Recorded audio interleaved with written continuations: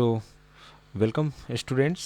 जैसा कि हम लोग माइक्रो इकोनॉमिक्स के चैप्टर नंबर 3 तक हम लोगों ने देखा था, तो अभी हम लोग इस चैप्टर में क्या पढ़ने वाले हैं।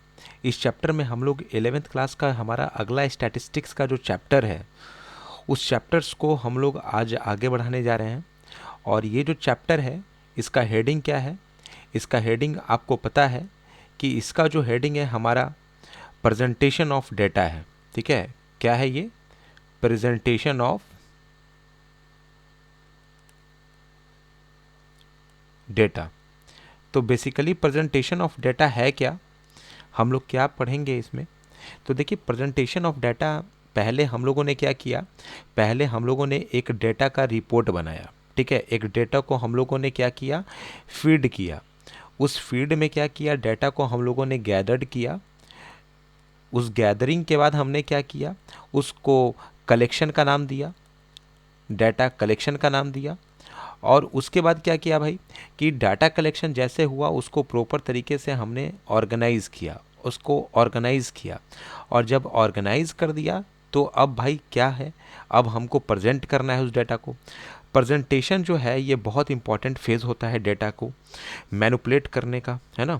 अब देखो यहाँ पर इंपॉर्टेंट क्या है कि प्रेजेंटेशन ऑफ डाटा का बेसिकली मतलब क्या है। ठीक है, तो प्रेजेंटेशन ऑफ डाटा जो होता है, इसमें हम लोगों का मेन फोकस होता है कि फैक्ट्स और जो भी फिगर्स है, ठीक है, फैक्ट्स जो और जो भी फिगर्स है वो बहुत आसानी से क्लियरली क्या हो, वो अंडरस्टूड हो, बहुत आसानी से समझे जा सकें।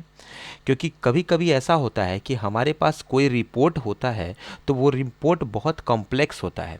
तो कॉम्प्लेक्सिटी से बचने के लिए हम लोगों को एक प्रॉपर प्रेजेंटेशन का ज़रूरत होता है, क्योंकि कॉम्प्लेक्स डाटा होगा तो प्रेजेंट करने में काफ़ी परेशानी होगी। तो इसलिए हम लोग प्रेजेंटेशन को काफ़ी ज़्यादा फोकस करते हैं। और क्योंकि कॉम्प्लेक्सिटी अगर बहुत ज़्यादा है तो एनालाइज करने में डाटा को काफ़ी ज़्यादा परेशानी होगी, वहाँ पर एनालाइज करना बहुत ही ज़्यादा मुश्किल होगा। तो इसको सिंपल करने के लिए क्या होता है, हम लोग प्रेजेंटेशन ऑफ डाटा पर काफ़ी ज़्यादा काम करते हैं। अब देखिए यहाँ पर इंपॉर्टेंट क्या है कि कितने तरह का फॉर्म्स होता है। आप फॉर्म्स ऑफ, हम लोग इसको लिख सकते हैं, forms of presentation of data. भाई डेटा कितने कितने फॉर्म्स में प्रेजेंट किया जा सकता है, इनका कितना फॉर्म्स हो सकता है। तो ये भी बहुत इंपॉर्टेंट है कि ये हम लोगों को कितने फॉर्म्स में यहाँ पर मिलता है भाई, कितने फॉर्म्स में यहाँ पर हम लोग इसको कन्वर्ट कर सकते हैं। तो देखिए नंबर 1 क्या है भाई, यहाँ पर आइए हम लोग एक एक करके इसको थोड़ा डिस्कस करेंगे। हमारा केस 1 जो है ये हमारा टेक्सटुअल डाटा है। ठीक है, क्या है हमारा, टेक्सटुअल फॉर्म ऑफ डाटा। देखिए कोई भी डाटा है, उस डाटा को हम लोग टेक्स्ट के फॉर्म में कन्वर्ट करते हैं। ठीक है, टेक्स्ट के फॉर्म में कन्वर्ट करते हैं इन द सेंस क्या हुआ, कोई भी डाटा है उस डाटा को दिया गया है पैराग्राफ के फॉर्म में, एक पैराग्राफ दे दिया गया है और उसमें केस स्टडी के बारे में दे दिया गया है। आपको क्या करना है, उस पैराग्राफ को पढ़ के आपको केस स्टडी को समझना है और उसके बाद अपना कंक्लूजन निकालना है। तो बेसिकली ये जो तरीका है ये थोड़ा सा ज़्यादा कॉम्प्लेक्स है, क्योंकि ये बहुत लेंदी होता है ना। तो लेंदी होता है तो ये चीज़ें हैं, जैसे एग्जाम्पल मैं बताता हूँ। एग्जाम्पल क्या है, अगर मैं लिखता हूँ कि सपोज़ मैं एक यहाँ पर स्टेटमेंट आप लोगों के लिए यहाँ पर लिख रहा हूँ, तो वो एक फॉर्म ऑफ हमारा टेक्सटुअल डाटा है। तो स्टेटमेंट क्या है भाई, स्टेटमेंट आइए हम लोग देखते हैं यहाँ पर कि in flood, in flood situation, in flood situation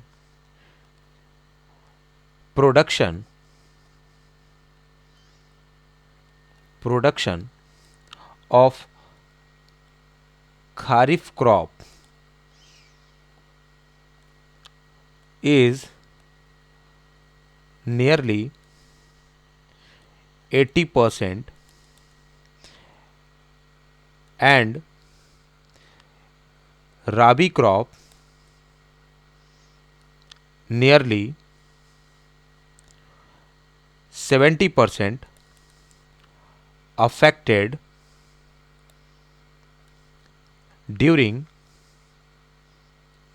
2001 and 2003 3 respectively.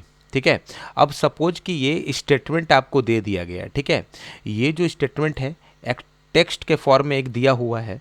अब आपको करना क्या है, आपको इस इंफॉर्मेशन को देखकर आपको रियल सिनेरियो का पता करना है कि यहाँ पर क्या चीज़ें हो रही हैं, क्या क्या चीज़ आपको बोला जा रहा है। तो देखिए यहाँ पर आपके लिए थोड़ा सा कंडीशन जो है थोड़ा सा टफ कंडीशन है। कारण क्या है कि देखिए आपको यहाँ पर पढ़ना है और पढ़ने के बाद आपको अभी तो ये छोटा सा दिया हुआ है, लेकिन ये केस स्टडी बहुत बड़ा भी हो सकता है। ये काफ़ी ज़्यादा टाइम टेकिंग होगा, काफ़ी ज़्यादा टाइम टेकिंग। और इतना ज़्यादा जब टाइम टेकिंग होगा भाई, तो आप लोग कैसे इसको कवर अप कर सकते हैं? आप इसको बहुत ज़्यादा परेशानी होगी यहाँ पर अपना एजम्पशन निकालने के लिए। तो यहाँ पर सबसे बड़ा डिमेरिट है कि ये टाइम टेकिंग है डाटा, है ना। अब आपको करना क्या है, इस रिपोर्ट को पढ़ना है। जैसे कि खारीफ क्रॉप जो है ये 80% अफेक्टेड हो रहा है और राबी क्रॉप जो हो रहा है ये 70% अफेक्टेड हो रहा है। और ये कौन सा ईयर है? ये ईयर है इनका 2001 और इनका ईयर कौन सा है? 2003। अब इसी को अगर आपको एक ग्राफ के फॉर्म में अगर या आपको डायग्रामेटिक स्टडी में बनाना पड़े तो ये 2001 है और ये 2003 हम लोग मानते हैं। तो यहाँ पे सपोज़ कि यहाँ पर 40% है, 50% है, ऐसा दिया हुआ है, तो आप इसको लोकेट करिएगा। तो ये डायग्राम अगर है तो ये कंपैरेटिवली इस टेक्स्ट के फॉर्म के कंपेयर में काफ़ी ज़्यादा आसान है। तो टेक्सचुअल फॉर्म ऑफ डाटा का सबसे बड़ा डिमेरिट है कि ये बहुत लेंदी होता है। और लेंदी होने के कारण क्या होता है, यहाँ पर सबसे ज़्यादा परेशानी होती है किस चीज़ को लेकर कि भाई कम समय में हमको अगर ज़्यादा डेटा को फीड करना हो तो यहाँ पर हमारे लिए बहुत बड़ा समस्या है। इसके बाद क्या है हमारा, इसके बाद हम लोग दूसरे नंबर पे यहाँ पे चल रहे हैं। तो हमारा एक टेबुलर फॉर्म ऑफ डाटा है। ठीक है, क्या है हमारा? टेबुलर फॉर्म ऑफ डेटा है। ठीक है, टेबुलर फॉर्म ऑफ डेटा कहने का मतलब क्या हुआ, जो डेटा दिया गया है वो टेबल के फॉर्म में है, टेबल के फॉर्म में। और टेबल्स कहने का मतलब क्या है, वहाँ पर रोज भी है और कॉलम भी है। ठीक है, वहाँ पर रोज भी है और कॉलम भी है ना। बेसिकली ये रोज के फॉर्म में काफ़ी ज़्यादा यहाँ पर ये डाटा को मैनिपुलेट किया जाता है। इसको हम लोग कभी कभी एक अलग नाम से भी जानते हैं, बहुत फेमिलियर नाम है, इसको बोलते हैं टैबुलेशन डेटा। क्या बोलते हैं इसको हम लोग? Tabulation form of data. कहीं कहीं पर ये टैबुलेशन फॉर्म ऑफ डेटा के नाम से भी बहुत ज़्यादा फेमस होता है। तो ये टेबुलर फॉर्म ऑफ डेटा है। ठीक है, इसके बाद हम लोग थोड़ा सा आगे बढ़ते हैं। तो हमारा थर्ड कैटेगरी कौन सा है भाई? हमारा थर्ड कैटेगरी होता है हमारा डायग्रामेटिक फॉर्म ऑफ डाटा। ठीक है, diagrammatic form of data, diagrammatic form of data. देखो डायग्रामेटिक फॉर्म ऑफ डाटा जो है ये कंपैरेटिवली काफ़ी ज़्यादा आसान पड़ता है, इसलिए क्योंकि डायग्राम्स दिया होता है और डायग्राम्स को मैनिपुलेट करना ये टाइम टेकिंग कम है। आप डायग्राम को देखकर तुरंत आप, ये time consuming form of data है। ठीक है, अगर कभी ये क्वेश्चन आता है एमसीक्यू में कि टाइम कंज्यूमिंग डाटा कौन सा है, तो ये डायग्रामेटिक फॉर्म ऑफ डाटा है। एक बार देखो और देखने के बाद क्या करो, तुरंत आप एनालाइज कर सकते हैं कोई भी डेटा को। तो ये जो है आपको basically diagrammatic form of data में मिलेगा। ठीक है, इसमें हम लोग इसको जनरली इसको अलग कैटेगराइज भी कर लेते हैं कि डायग्राम हुआ और ग्राफिकल रिप्रेजेंट। ठीक है, ग्राफिकल फॉर्म ऑफ डाटा। ठीक है, ग्राफिकल फॉर्म ऑफ डाटा। देखो कहीं कहीं पर क्या है, ये अलग, इनको अलग कैटेगराइज किया गया है, कहीं कहीं पे ये डायग्रामेटिक में भी है। तो ग्राफिकल मतलब क्या है, ग्राफ के फॉर्म में आप डाटा को क्या कर रहे हो, आप अरेंज कर रहे हो। आपको ग्राफ दिया रहेगा, आपने सुना है भाई अलग अलग तरह के ग्राफ हैं, बार ग्राफ है, पाई ग्राफ है ना। तो ये सब ग्राफ के फॉर्म में आपको है और ग्राफ को आप बहुत आसानी से क्या कर सकते हैं, आप इवेलुएट कर सकते हैं। इवेलुएट करने के बाद आप उसको एनालाइज कर सकते हैं और एनालाइज करने के बाद आप उसका कंक्लूजन निकाल सकते हैं। ठीक है, और ये भी बहुत कम टाइम में होता है, इसलिए ये काफ़ी ज़्यादा यहाँ पर अगर देखा जाए तो इकोनॉमिकल सेंसस में काफ़ी ज़्यादा यूज किया जाता है इस ग्राफिकल फॉर्म ऑफ डाटा को। तो इतना हमने यहाँ पर देखा। तो हम लोगों को अगर ये पूछा जाता है सबसे लेंदी फॉर्म ऑफ डाटा कहाँ पर होता है, तो ये टेक्सचुअल फॉर्म में होता है। अब देखिए क्वेश्चन किस तरह से पूछा जा सकता है। देखिए आपको क्वेश्चन एक केस स्टडी के फॉर्म में यहाँ पर आपको बोला जाएगा। केस स्टडी का फॉर्म क्या होगा, केस स्टडी का फॉर्म ये होगा कि आपको बहुत बड़ा पैराग्राफ दे दिया जाएगा। आपको उस पैराग्राफ में जो जो इन्फॉर्मेशन होगा आपको क्या करना है, यहाँ पर आपको उसका कीवर्ड्स, की इन्फॉर्मेशन आपको निकालना है। सपोज कि यहाँ पर अगर विट के बारे में अगर उनका कुछ इन्फॉर्मेशन है, विट का प्रोडक्शन के बारे में कोई ईयर दिया गया है ना। इसके बाद यहाँ राइस के बारे में है, कोई प्रोडक्शन दिया गया है और ईयर दिया गया है। इसके बाद अलग अलग क्रॉप्स के बारे में, शुगर कैन के बारे में है, सपोज मैं एग्जांपल ले रहा हूँ, यहाँ ईयर दिया गया है। ये बहुत बड़ा स्टेटमेंट के फॉर्म में दिया है, तो आपको यहाँ पर इसको ट्रेस करना है कि ये विट है, इनका कितना प्रोडक्शन है, इनका कौन सा ईयर है, और उसको एक अलग जगह लिखना है। और जब आप नोट करिएगा उसके बाद आपको क्या करना है, उस डेटा को आप इवेल्युएट कर सकते हैं। कभी कभी क्वेश्चन क्या आता है कि ये जो आप डेटा देख रहे हैं टेक्सचुअल फॉर्म ऑफ डेटा, इसे कन्वर्ट करना है किसमें, ग्राफिकल फॉर्म ऑफ डेटा में। किसमें, ग्राफिकल फॉर्म ऑफ डेटा में। तो अब आप आसानी से कर सकते हैं। पहले इसको सॉर्ट आउट करना पड़ेगा, इसके बाद सॉर्ट आउट करने के बाद आपको रिजल्ट यहाँ पर लिखना पड़ेगा, और उस रिजल्ट से आपको फिर ग्राफिकल फॉर्म ऑफ डेटा को ट्रेस करना पड़ेगा। तो ये भी चीज़ें काफ़ी इंपॉर्टेंट है यहाँ पर। तो आई होप कि यहाँ पर सब लोगों को समझ में आ रहा होगा, क्योंकि यहाँ पर देखिए ये जो चैप्टर है बेसिकली ये सबसे इंपॉर्टेंट और सबसे ईजी चैप्टर है पूरे स्टैट का। तो कंसेप्ट्स यहाँ पर काफ़ी ज़्यादा जुड़े हुए होते हैं, ठीक है। अब देखो टेबल का फॉर्मेट कैसा होता है, ठीक है। अब अगर कभी ये क्वेश्चन आता है, टेबल जो टेबुलर फॉर्म ऑफ ग्राफ होता है, टेबुलर फॉर्म ऑफ डेटा होता है, तो बेसिकली डेटा जो होता है वहाँ पर किस फॉर्म में होता है, तो फॉर्मेट क्या होता है, टेबल का फॉर्मेट क्या होता है। टेबुलर फॉर्म ऑफ जो ग्राफ होता है या डेटा होता है, तो फॉर्मेट ऑफ टेबल के बारे में बात करते हैं कि भाई उनका फॉर्मेट क्या होता है।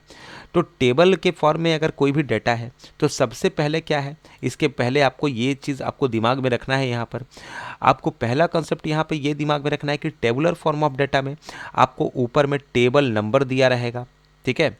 इस टेबल नंबर के बाद आपको टाइटल दिया रहेगा कि भाई वो बेसिकली जो वहाँ पर डेटा है वो कौन सी चीज़ों से संबंधित है, ठीक है। इसके बाद आपको यहाँ पर क्या करना है, आपको यहाँ पर रोज़ और कॉलम आपको यहाँ पर बनाया हुआ रहेगा, ठीक है। ये रोज़ और कॉलम जिसमें आपको यहाँ पर सब्जेक्ट और बॉडी जिसमें आपको इंक्लूड किया जाएगा। अब रोज़ कॉलम में क्या बात है भाई, रोज़ कॉलम तो यहाँ दिया रहेगा, लेकिन ये वाला जो पोर्शन आप देख रहे हैं इसको क्या बोलते हैं यहाँ पर, इसको यहाँ पर बोलते हैं सब हेडिंग। क्या बोलते हैं, सब हेडिंग बोलते हैं, ठीक है। यानी हेडिंग के जस्ट ऊपर, ठीक है। रोज हेडिंग जो है, रोज को हम लोग यहाँ पे हम लोग डिनोट कर सकते हैं, ठीक है। इसके बाद हम लोग हमारा जो ये वाला जो पूरा हमारा जहाँ पर हम लोग इन्फॉर्मेशन को लिख रहे हैं ये हमारा बॉडी पार्ट हो गया, ठीक है। ये हमारा बॉडी पार्ट हो गया जिसमें हम फैक्ट्स और कंटेंट्स को लिख रहे हैं, ठीक है। इसके बाद ये जो हमारा यहाँ पर बन रहा है ये कॉलम फॉर्म हो गया, ठीक है। ये इनका कॉलम फॉर्म हो गया, ठीक है। कॉलम को हम लोग क्या बोलते हैं भाई, स्टब के नाम से भी जान रहे हैं। कॉलम और स्टब दोनों एक चीज़ है। और ये जो हमारा रोज है, इस रोज को हम लोग एक और नाम से जान रहे हैं भाई। हमारा रोज किस नाम से जाना जा रहा है, तो यहाँ पर रोज को हम लोग एक प्रॉपर हेडिंग के फॉर्म में भी जान रहे हैं कि हम लोगों का इंटाइटल्ड भाई कौन सा यहाँ पर हम लोगों का यहाँ पर फैक्ट्स है ना। इसके बाद देखो लास्ट में फुटनोट होता है। फुटनोट जो होता है कि बेसिकली ये जो चीज़ें हैं यहाँ पर क्या क्या मेजरमेंट है। फुटनोट मतलब क्या हुआ, अगर आप यहाँ पर मान लो मेजरमेंट ले रहे हो, यहाँ पर कुछ रुपया ले रहे हो, तो ये किस में मेज़र किया गया है और सोर्स आप कहाँ से इस डेटा को निकाले हैं, उसका सोर्स आप बेसिकली देखते होंगे। कभी कभी न्यूज़पेपर में कोई बहुत बड़ा आर्टिकल लिखा रहता है, ठीक है। और आर्टिकल में जब आप पढ़िएगा तो नीचे में लिखा रहता है सोर्स, और इकोनॉमिक टाइम्स ऐसा करके कुछ लिखा रहता है। तो वो सोर्स का मतलब हुआ कि वो पैराग्राफ कहाँ से लिया गया है, ठीक है। तो ऐसा यहाँ पर भी है ये चीज़, ठीक है। तो आई होप कि ये चीज़ें आपको क्लियर होगी। ये बहुत छोटा सा चीज़ है, बट यहाँ पर लोगों में कन्फ्यूजन हो जाता है कि वो प्रॉपर फॉर्मेट को नहीं जान पाते हैं। तो प्रॉपर फॉर्मेट आपको यहाँ पर दिमाग में रखना है, ये चीज़ है ना। इसके बाद यहाँ तक पहले देखिए, आप लोगों को जो भी वीडियोज़ है, कंसेप्ट जो भी लग रहा है, आप लोग कमेंट जरूर करिए, वीडियोस में ज़रूर यहाँ पर बताइए। और अब रेगुलर वीडियो आप लोगों के लिए आएगा, क्योंकि कुछ दिनों से वीडियोस अपलोड नहीं हो रहे थे, लेकिन अब वीडियो जो है रेगुलर अपलोड किया जाएगा। 11th क्लासेस के भी अपलोड हो रहे हैं और अब 12th का भी अपलोड किया जाएगा। तो इसके अलावा भी और सारी चीज़ों को यहाँ पर अभी रखा जाएगा। तो ये चीज़ें काफ़ी इंपॉर्टेंट हैं।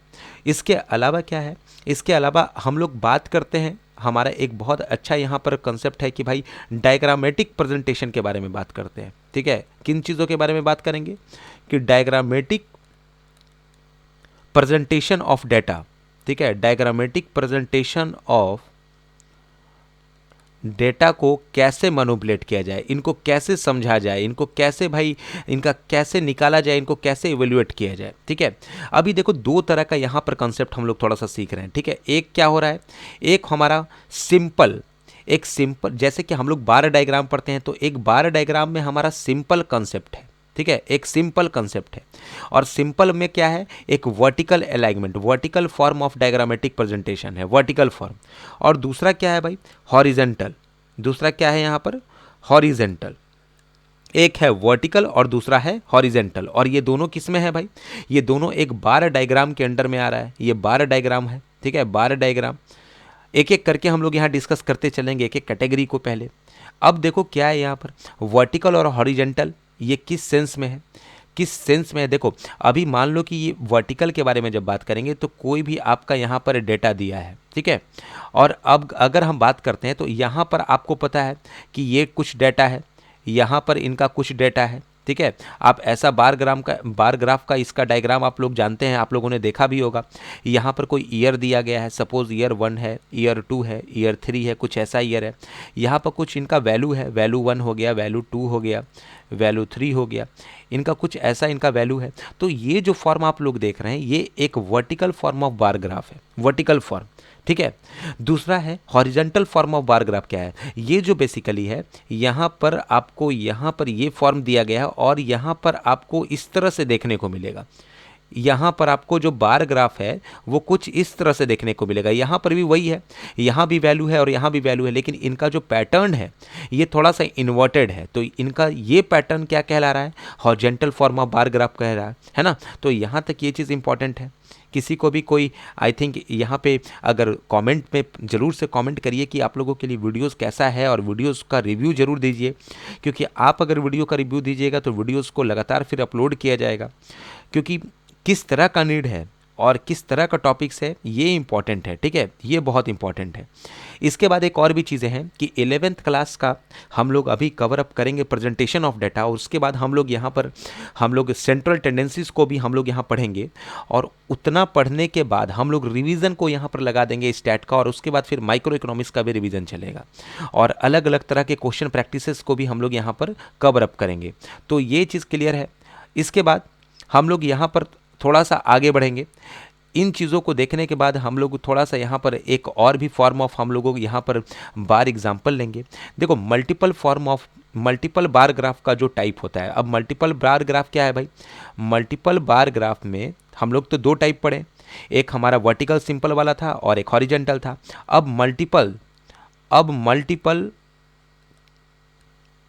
बार डायग्राम, मल्टीपल बार डायग्राम वर्टिकल फॉर्म का पढ़ेंगे, ठीक है। वर्टिकल फॉर्म में ये कैसा दिखेगा। अब देखो यहाँ पर क्या होता है ना कि मान लो कि एक हमारा यहाँ पर कुछ कंपोनेंट दिया हुआ है, ठीक है। अब कंपोनेंट में क्या होता है, एक साथ मान लो कि मेल है और एक साथ फिर मान लो क्या कि यहाँ पर इनका फीमेल है, ठीक है। ऐसा भी कहीं कहीं ग्राफ आप देखते हैं, एक मेल है और यहाँ पर फिर क्या है, ये फीमेल है। इनका ईयर कुछ है, इनका ईयर कुछ है, इनका y2 मान लो, इनका y1 मान लो। यहाँ पर इनका नंबर मान लो, कितना नंबर है इनका, है ना, तो कुछ नंबर इनका यहाँ पे दिया रहेगा। तो इस ईयर में भाई फ्लक्चुएशन इनका इतना हो रहा है, दूसरे ईयर में इनका फ्लक्चुएशन इतना हो रहा है। कौन से ईयर में मेल ज़्यादा है, कौन से ईयर में फीमेल ज़्यादा है ना। सपोज ये वाला मेल है और ये फीमेल है, यहाँ पर भी मेल है, ये फीमेल है। तो इसमें ये ऐसा क्वेश्चन आता है कि सपोज y1 में मेल कितना था, है ना, और y2 में मेल कितना था, और इन दोनों को फिर डिफरेंस निकालना पड़ता है कभी। इस तरह से क्वेश्चन, ये क्वेश्चन आपने 10th क्लासेस में भी एकदम बेसिक एलिमेंट्री में भी पढ़ा होगा ये चीज़। तो एक तरह का यहाँ पर ये क्वेश्चन है ना। इसके बाद दूसरा टाइप यहाँ पर क्या है, दूसरा टाइप काफ़ी ज़्यादा यहाँ पर पॉपुलर है भाई, कि दूसरा टाइप में क्वेश्चन आप लोग देखते होंगे कि यहाँ पर एक इसी फॉर्म को आगे बढ़ाया गया है, उसको बोल रहे हैं कॉम्पोनेंट बार डायग्राम, कॉम्पोनेंट बार डायग्राम। अब देखो कंपोनेंट बार डायग्राम में क्या होता है भाई, देखो यहाँ पर एक तुम्हें यहाँ पर एक्सिस पर वैल्यू दे दिया गया। सपोज यहाँ ए है, यहाँ बी है, यहाँ सी है, ठीक है। अब देखो क्या है, मान लो कि ये इसका कोई वैल्यू है, मान लो ये 10 है, ये 20 है, ये 30 है, ये 40 है, सपोज लाइक दैट, ये 50 है ना, ऐसा ही है ये वैल्यू। अब मान के चलो ये इनका टेबल दे दिया गया और यहाँ बोल दिया गया कि ये जो है ये इकोनॉमिक सब्जेक्ट है और ये बीएसटी का सब्जेक्ट है। फिर यहाँ पर क्या बोल दिया गया, इसके बाद बोल दिया गया कि ये जो देख रहे हो नीचे वाला ये बीएसटी है और ऊपर वाला इकोनॉमिक्स है। तो सब वैल्यू देख रहे हो क्या क्या अलग किया गया है। तो बीएसटी का वैल्यू कितना है भाई, तो यहाँ पर आपको इसके पैरेलल में निकाल देना है, और जो ऊपर बच गया वहाँ से आपको इकोनॉमिक्स का निकाल देना है। मतलब एक ग्राफ, मतलब एक बार डायग्राम में आपको वहाँ पर मल्टीपल आपको यहाँ चीज़ें मिल सकता है, मल्टीपल कंपोनेंट मिलेगा। इसीलिए इसको बोलते हैं कंपोनेंट बार डायग्राम। यानी एक ही यहाँ पर अलग नहीं है, जैसे यहाँ पर क्या है कि ये अलग अलग है, लेकिन यहाँ पर ये अलग नहीं है, ये एक ही में क्या है आपको असेंबल्ड किया हुआ है। इसलिए इसको क्या बोल रहे हैं, component form of bar diagram बोल रहे हैं। तो ये चीज़ क्लियर है, रिप्लाई करो सारे लोग। तो ये जल्दी से बताइएगा, कमेंट करिएगा। आज के वीडियो को हम लोग यहीं पर करते हैं समाप्त, और मिलते हैं अगले वीडियो में। इसके बाद हम लोग टू बी कंटिन्यूड आगे करेंगे। और आप लोग कमेंट करिए, और ज़रूर से जिन्होंने सब्सक्राइब नहीं किया है चैनल को अभी तक, प्लीज़ सब्सक्राइब कर लीजिए। शेयर जितना से हो सकता है, जितना ज़्यादा से ज़्यादा हो सकता है करिए, क्योंकि आप शेयर करिएगा तो ज़्यादा लोगों तक यहाँ पर आपके यहाँ पे टॉपिक्स को पहुँचाया जा सकता है भाई। तो thanks for watching this videos, meet you soon as possible.